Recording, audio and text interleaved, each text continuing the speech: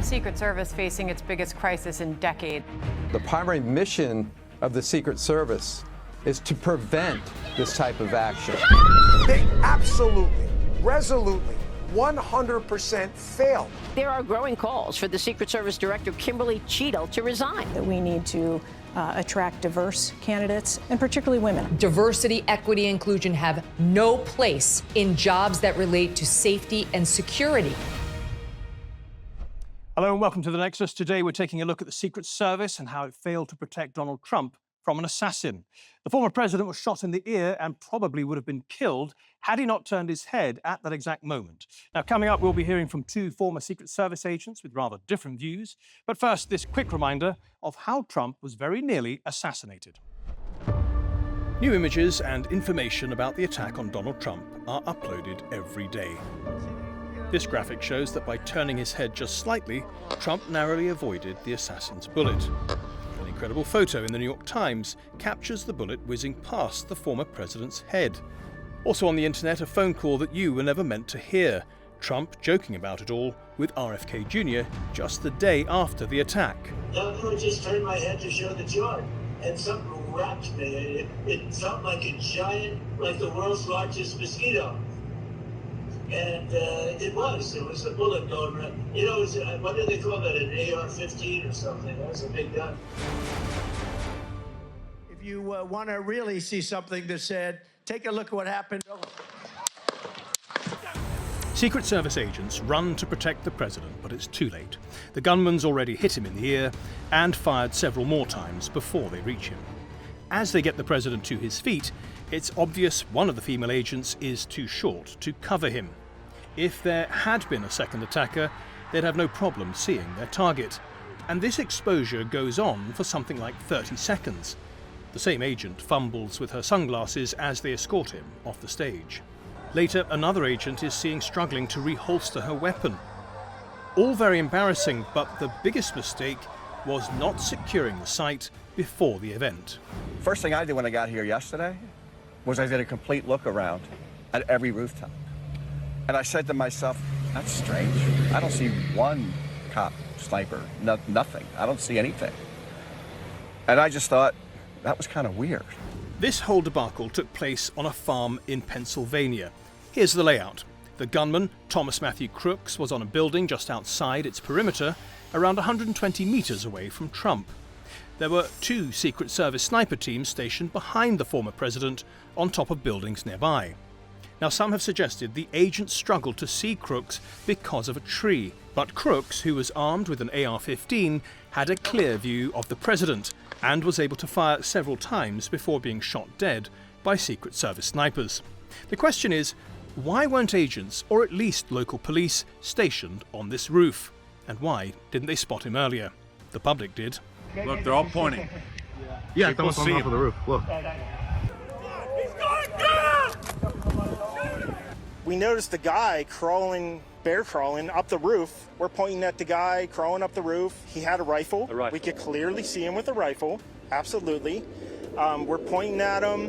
The police are down there running around on the ground. We're like, hey, man, there's a guy on the roof with a rifle. And the police are like, huh, what? I'm thinking to myself, I'm like, why is Trump still speaking? Why have they not pulled him off the stage? I'm standing there pointing at him for, 2-3 minutes. Secret Service is looking at us from the top of the barn. I'm pointing at that roof, just standing there like this. And next thing you know, 5 shots ring out.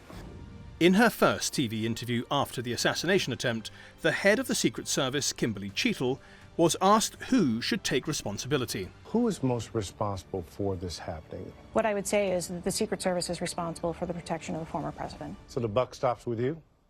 The buck stops with me. I am the director of the Secret Service. But Cheatle went on to qualify that statement. There was local police in that building, she said. There was local police in the area that were responsible for the outer perimeter of the building.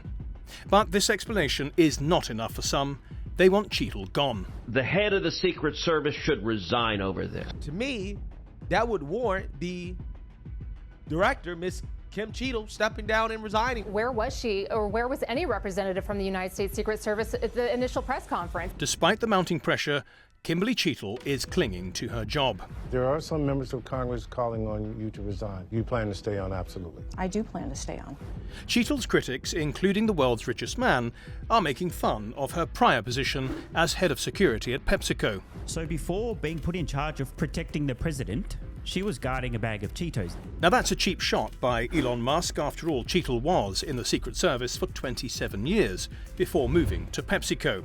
Nevertheless, Cheatle is being accused of turning the Secret Service into some kind of woke institution with her insistence on diversity.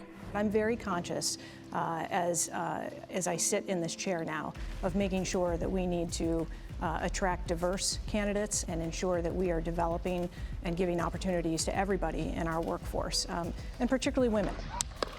There are many articles and comments online about how female agents in particular handled the attack.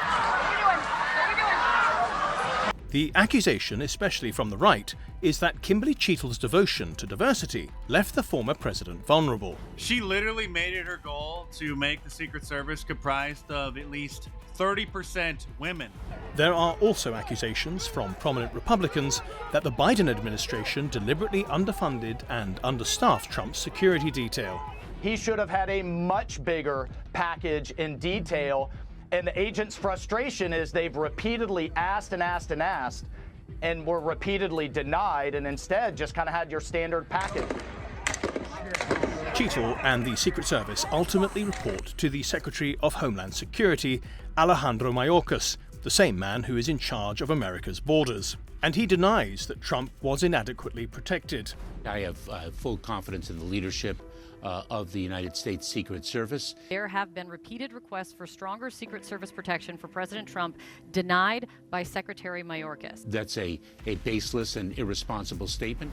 The day after he was shot, Trump gave the New York Post on Sunday an exclusive interview, telling the paper, "I'm not supposed to be here. I'm supposed to be dead." He also praised the agents for doing a, quote, fantastic job. And regarding the assassin, Trump said they took him out with one shot, right between the eyes. The following day, he appeared to a hero's welcome at the Republican National Convention. If tomorrow all the things were gone, I'd worked for all my life, and I had to start again, just my children and my wife. A small bandage on his ear, and as many have pointed out online, guarded exclusively by tall, male Secret Service agents.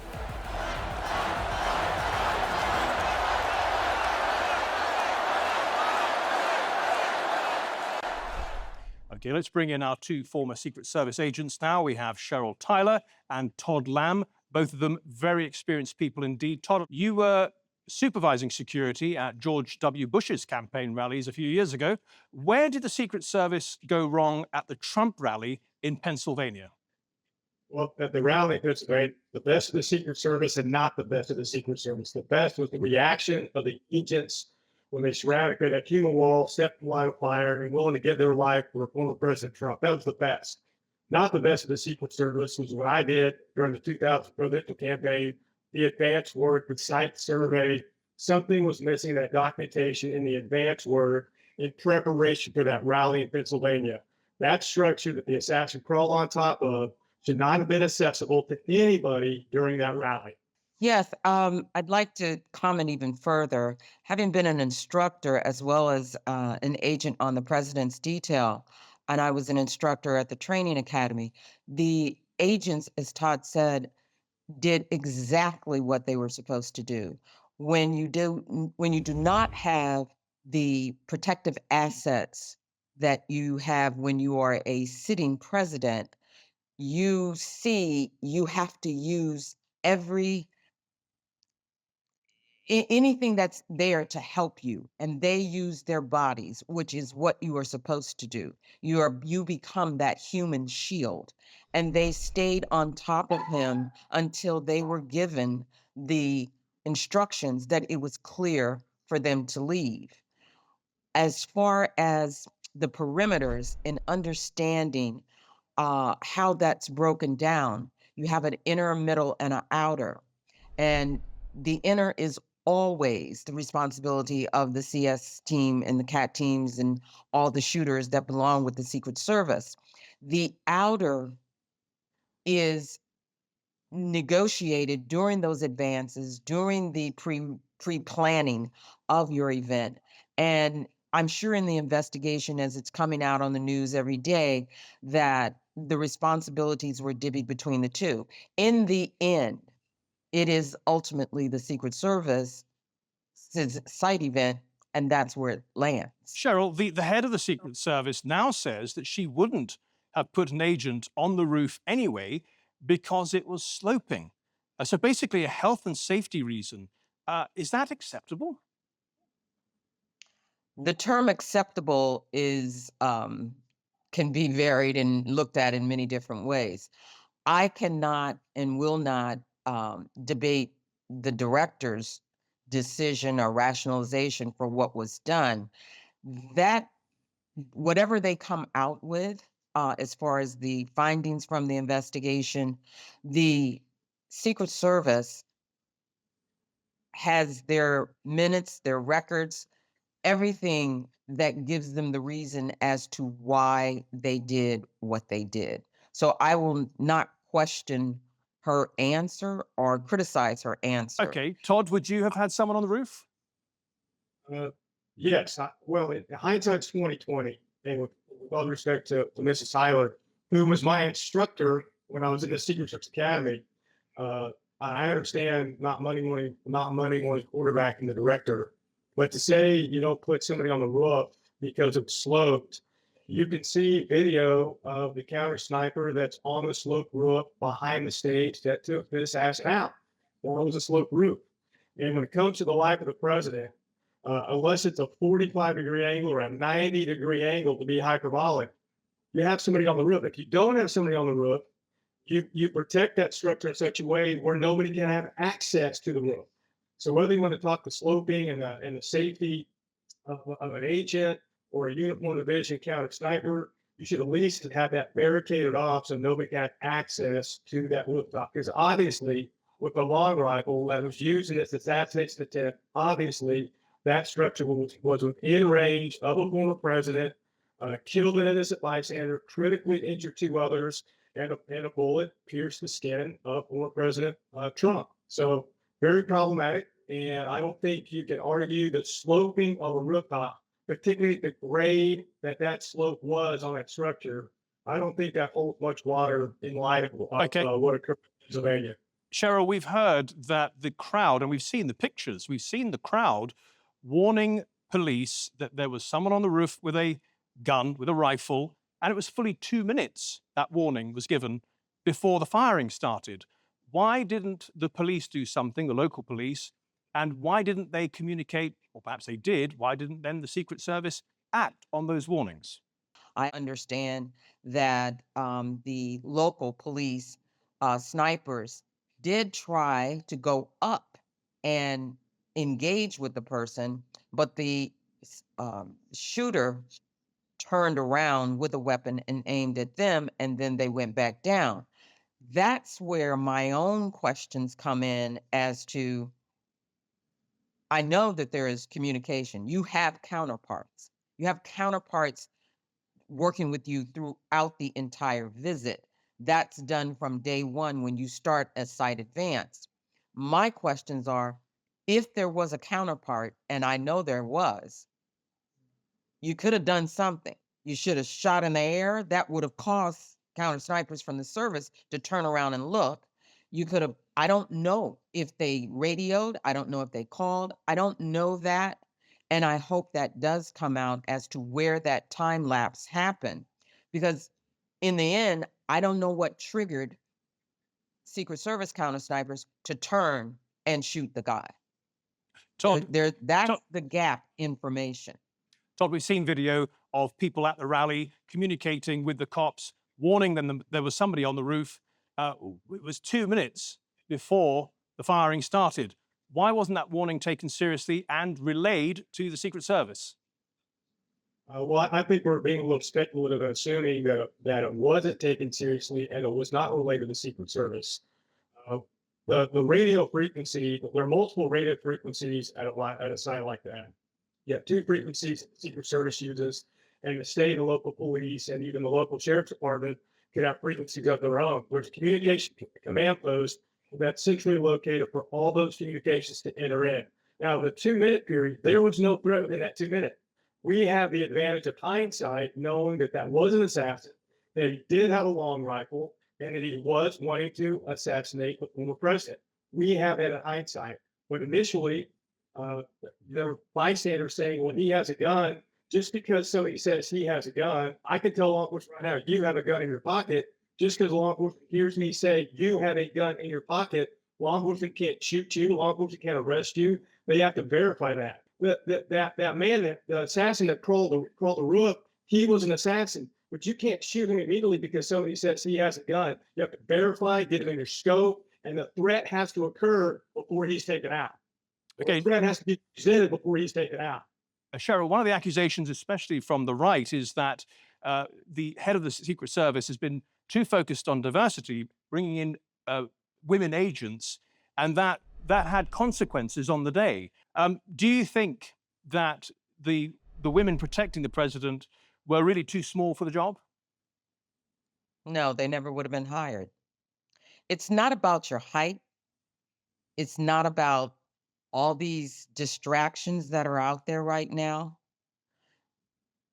Until you try to become, and I say try, until you try to become an agent, you have no idea the amount of rigorous training that they go through. They're short men. What's the definition? There were guys that were standing next to former president. They weren't as tall as him. So to bring in distractions, I don't go down that political road because I'm not into the bantering. But every agent that becomes an agent is qualified to do what their job and that oath requires them to do.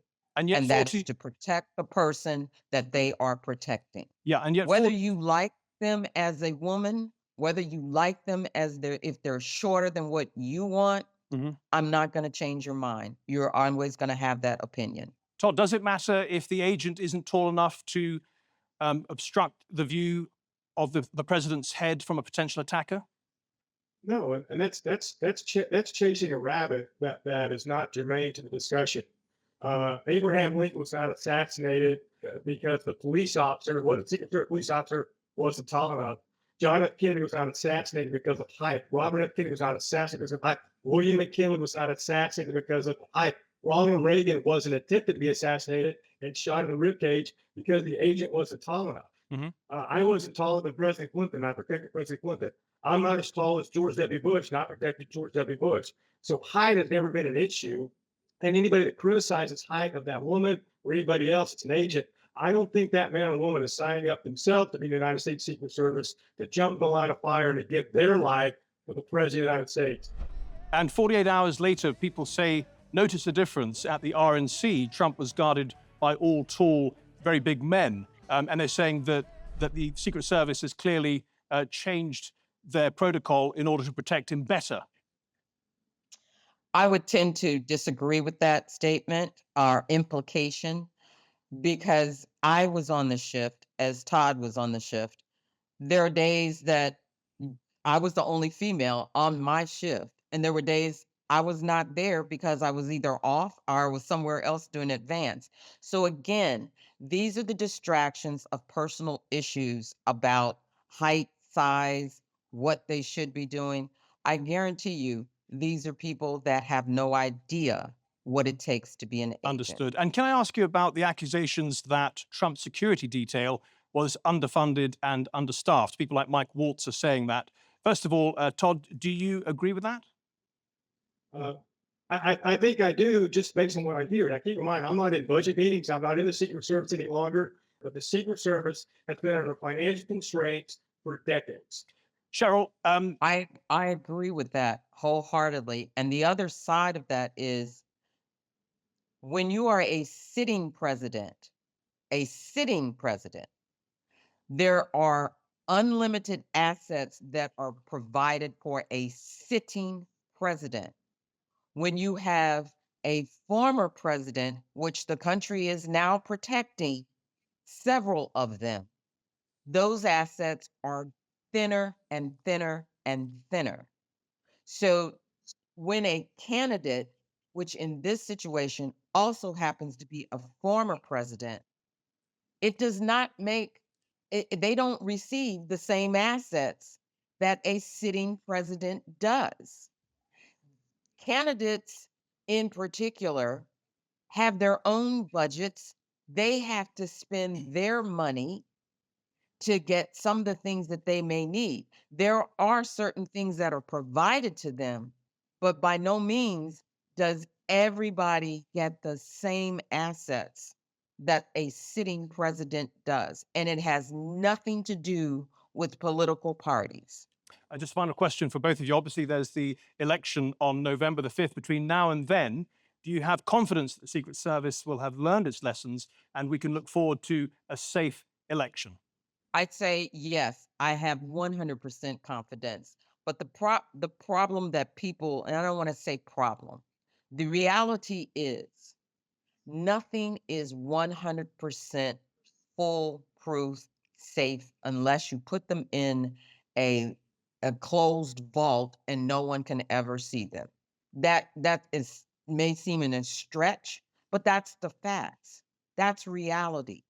The agents of the Secret Service are going to do everything that they have been trained to do and beyond.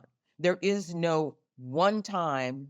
It's thinking of what happens if we have this situation, this situation, this situation. You have a response for each scenario.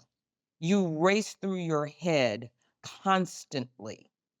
Make sure, did I do this? Did I do that? Was this done? Was this done? You are constantly thinking outside the box, in the box, to make sure everything is crossed and cross-checked a million times. So I have faith in them, and I always will have faith in them. Todd, come in. Yes, yes, I do. The Secret Service has always evolved, adapted, and learned from every scenario and situation where there's been a threat on the president. After John F. Kennedy, no more convertibles and parades.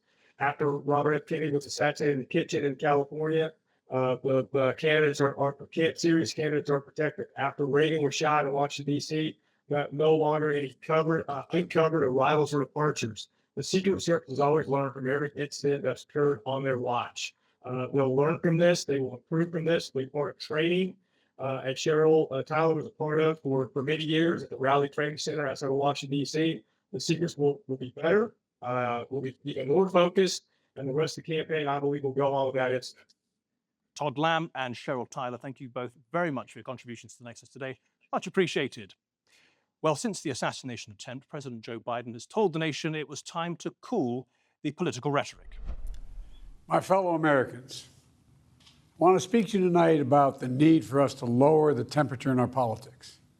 Yesterday's shooting at Donald Trump's rally in Pennsylvania calls on all of us to take a step back. There is no place in America for this kind of violence, or for any violence ever. Now, this might seem a wise thing to say, but of course the president is now having to defend his own record of inflammatory language. On a recent call to his donors, he said, "So we're done talking about the debate. It's time to put Trump in a bullseye." You called your opponent an existential threat on a call a week ago. You said it's time to put Trump in the bullseye. I think you appreciate that. I didn't say crosshairs. I was talking about focus on.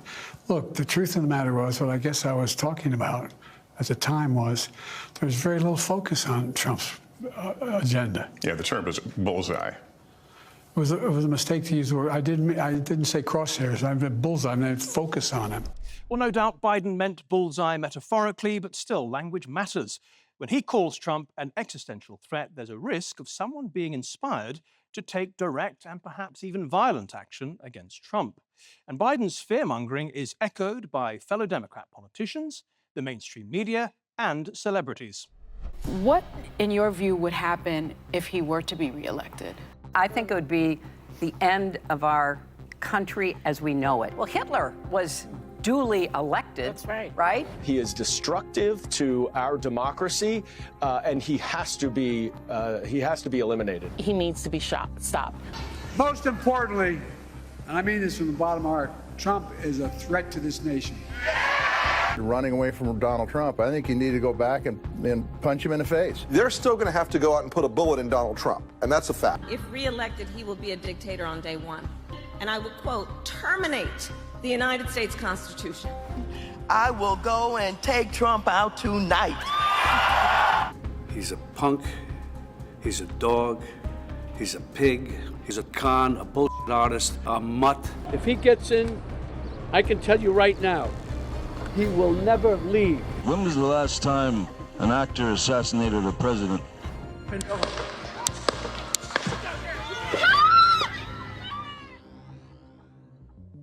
Well, let's hope things calm down in America and there are no more incidents of political violence between now and the election on November the 5th. That's all from Nexus today. Thank you for watching.